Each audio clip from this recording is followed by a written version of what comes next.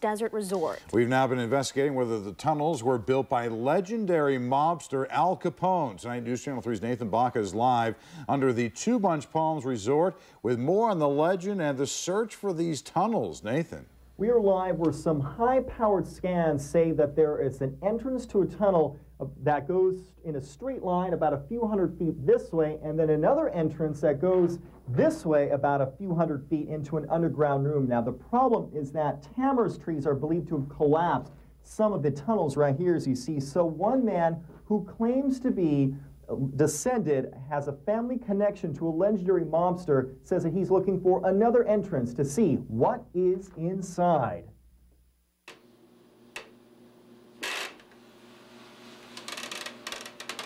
This is not only the story of the search for underground tunnels using high-tech scans and good old-fashioned drills, it is the story of one man, John Walton, historian of the Two Bunch Palms Resort in Desert Hot Springs.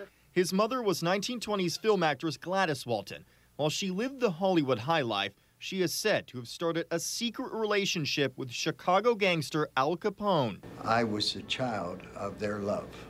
I was born in Chicago, 1929, and when she said her goodbyes to Al in Alcatraz in 1934, he said, also take care of the boy. I was only 4 years old. I do not remember Al, but he was my father. He gives tours of the resort every Saturday. All Al's, every bit of it. Taking people to the room that was said to be Al Capone's during an assassination attempt. 9mm Luger. You can put your hand in this very small hole. Al invited my mother to be queen of Two Bunch Palms in 1923. And that's when it was built, and that's when all the celebrities came. His mother told John that escape tunnels were underneath the idyllic grounds of the Two Bunch Palms Resort.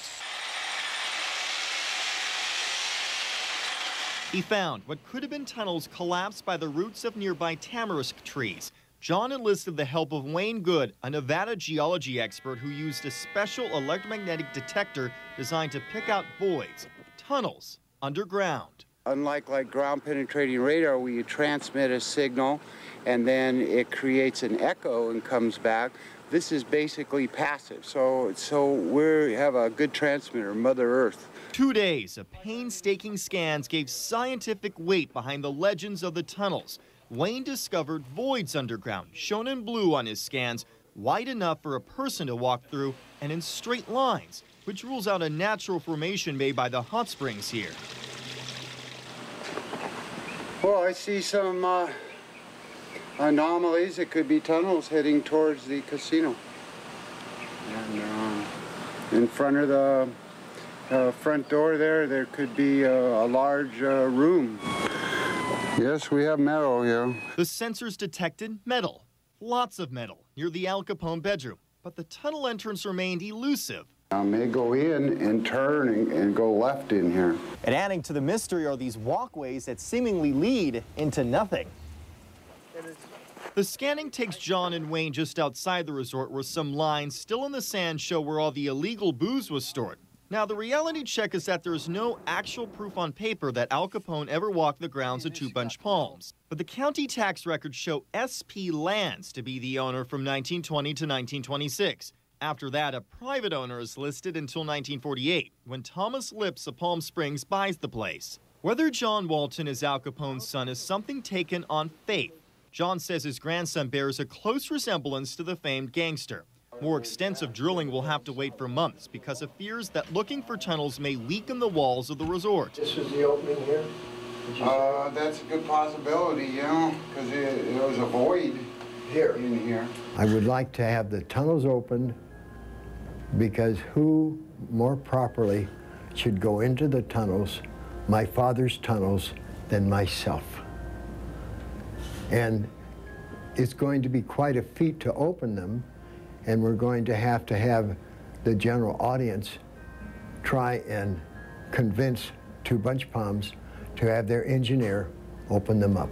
Faith is a powerful thing. It drives a man to come out from out of state to look for treasures buried underground. It drives an old man to devote the remaining years of his life to look for something science tells him is underneath his feet. In his album books, he is his mother's son, connected to a Hollywood that is long gone. But in John's heart, he is his father's son. And until the day he dies, John Walton will be looking for his father. And so for now, it remains an urban legend until engineers conclude the drilling of these walls right here. And some local historical experts are saying that there is no way that Al Capone was connected in any way to to the desert. One of those local historical experts includes former Palm Springs Mayor Frank Bogert. So it still remains a mystery tonight. We'll continue to have the developments as they happen. Reporting live underground, Nathan Baca, KSQ News Channel 3. Back to you. Okay, thank you. Very interesting. Amazing. Of course, the last time something like this came up, Peralta Rivera at a Chicago hotel found nothing. Right, exactly. So we'll just have to wait and see. We'll see. All right.